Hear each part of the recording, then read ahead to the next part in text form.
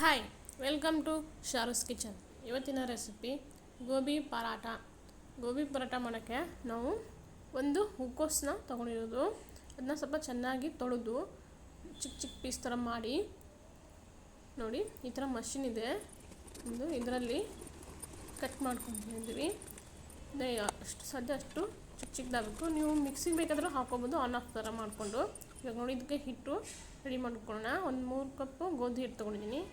ಅದಕ್ಕೆ ರುಚಿಗೆ ತಕ್ಕಷ್ಟು ಸ್ವಲ್ಪ ಉಪ್ಪು ಹಾಕಿ, 1 ಸ್ಪೂನ್ ಎಣ್ಣೆ ಹಾಕಿ, ಕೈಯಿಂದನೇ ಸ್ವಲ್ಪ ಈ ಥರ ಕಲಿಸ್ಕೊಂಡು, ಇವಾಗ ನೋಡಿ ಸ್ವಲ್ಪನೇ ನೀರು ಹಾಕ್ಕೊಂಡು ಇದನ್ನ ಚಪಾತಿ ಹಿಟ್ಟಿನ ಹದಕ್ಕೆ ಕಲಿಸ್ಕೊಳ್ಳಿ.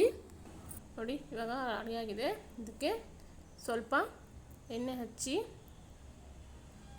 ಮುಚ್ಚಿ ಇಡಬೇಕು. ಇವಾಗ ಇದಕ್ಕೆ ಸ್ಟಫಿಂಗ್ ರೆಡಿ ಮಾಡ್ಕೊಳ್ಳೋಣ. ಒಂದು ಪಾತ್ರೆಗೆ 1-2 ಸ್ಪೂನು ಎಣ್ಣೆ ಹಾಕಿ, ಜೀರಿಗೆ ಹಾಕಿ, 1 ಸ್ಪೂನು ಚಿಕ್ಕದಾಗಿ ಹೆಚ್ಚಿರೋ ಬೆಳ್ಳುಳ್ಳಿ, ಚಿಕ್ಕದಾಗಿ ಹೆಚ್ಚಿರೋ ಹಸಿಮೆಣಸಿನ್ಕಾಯಿ,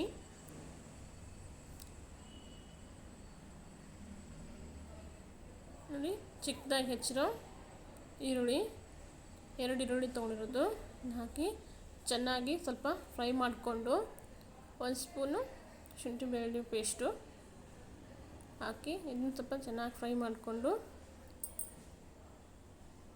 ಆವಾಗಲೇ ಕಟ್ ಮಾಡಿ ಇಟ್ಟಿದ್ವಲ್ಲ ಹೂಕೋಸು, ನೋಡಿ ಈ ಥರ ಆಗಿದೆ. ಇಷ್ಟು ಚಿಕ್ಕದಾಗಿ ಇರಬೇಕು. ಅದನ್ನು ಹಾಕಿ ಮತ್ತು ಸ್ವಲ್ಪ ಫ್ರೈ ಮಾಡ್ಕೊಳ್ಳಿ. ಇದಕ್ಕೆ 1 ಸ್ಪೂನ್ ಅರಿಶಿಣ ಪುಡಿ, 1 ಸ್ಪೂನ್ ಧನಿಯಾ ಪುಡಿ, 1 ಸ್ಪೂನ್ ಗರಂ ಮಸಾಲ, ರುಚಿಗೆ ತಕ್ಕಷ್ಟು ಉಪ್ಪು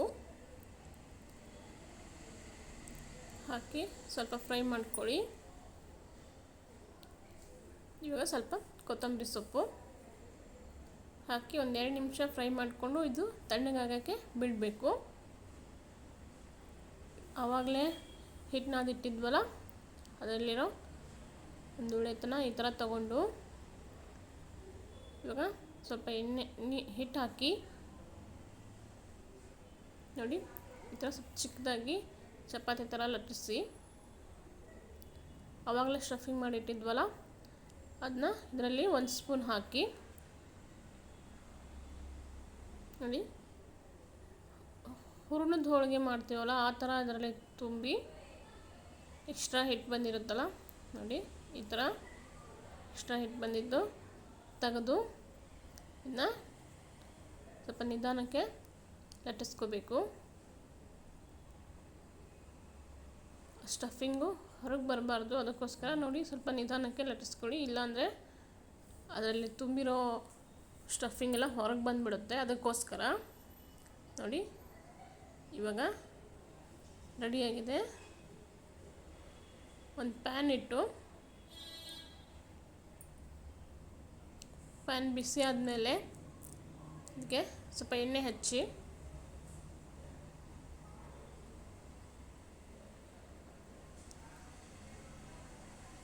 ಹಾಕಿ ಇವಾಗ ಮತ್ತೆ ಇದಕ್ಕೆ ಎಣ್ಣೆ ಹಚ್ಚಿ, ಈ ಪರಾಟಾನ ಮೊಸರು ಜೊತೆ ತಿನ್ಬೋದು, ಇಲ್ಲಾಂದರೆ ಪುದೀನ ಚಟ್ನಿ ಜೊತೆ ಚೆನ್ನಾಗಿರುತ್ತೆ. ಮೊಸರಿಗೆ ಸ್ವಲ್ಪ ಉಪ್ಪು, ಅಚ್ಕಾರದ ಪುಡಿ ಹಾಕಿ ಕಲಸಿ ತಿಂದರೆ ಟೇಸ್ಟ್ ಇರುತ್ತೆ. ನೋಡಿ, ಇವಾಗ ಪರಾಟ ರೆಡಿಯಾಗಿದೆ. 2 ಸೈಡು ಎಣ್ಣೆ ಹಚ್ಚಿ ಬೇಯಿಸಿರೋದು ನೋಡಿ ರೆಡಿ ಆಯಿತು.